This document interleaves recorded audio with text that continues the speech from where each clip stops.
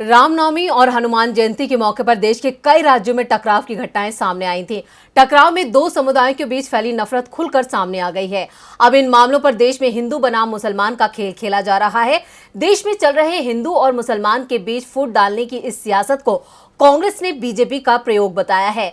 क्या है पूरी खबर, देखते हैं इस रिपोर्ट में। राजस्थान के मुख्यमंत्री अशोक गहलोत और बीजेपी आमने सामने है। आज अशोक गहलोत ने बीजेपी पर जमकर निशाना साधा। सीएम गहलोत ने कहा कि हिंसा का जवाब हिंसा नहीं हो सकता। रामनवमी पर देश के कई राज्यों में टकराव हुआ, फिर कुछ स्थानों पर बुलडोजर चलवाए गए। ये पूरी तरह से बीजेपी का प्रयोग था। बीजेपी का राज धार्मिक ध्रुवीकरण के नाम पर ही आया है। सीएम ने कहा कि बीजेपी चाहती है कि बजट में जो घोषणाएं की हैं वो लागू नहीं हो पाए। पीएम मोदी ने बीजेपी सांसदों को प्रदेश में अशांति फैलाने के आदेश दिए ताकि सरकार को जनहित के काम नहीं करने पड़े, प्रदेश में कामकाज ठप रहे। सीएम गहलोत ने मीडिया से बात करते हुए कहा कि बीजेपी रामनवमी पर पूरे देश में सांप्रदायिक टकराव फैलाना चाहती थी, लेकिन करौली में हमने बीजेपी के मंसूबे पूरे नहीं होने दिए। बीजेपी ने करौली में एक प्रकार से प्रयोग किया था। ये प्रयोग रामनवमी पर देश के 7 राज्यों में हुआ है।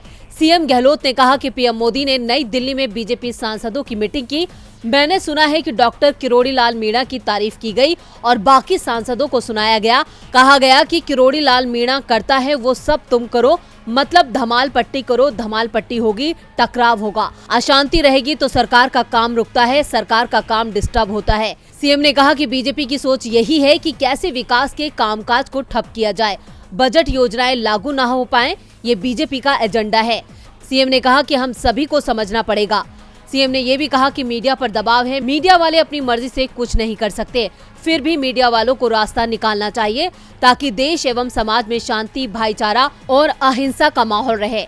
राजस्थान में अभी चुनाव में काफी वक्त है, लेकिन उससे पहले बीजेपी और कांग्रेस में ठन गई है। अशोक गहलोत ने केंद्र की मोदी सरकार की मंशा पर कई सवाल खड़े किए हैं। अब बीजेपी इस पर क्या कहती है, ये देखना दिलचस्प होगा। डीबी लाइव की रिपोर्ट।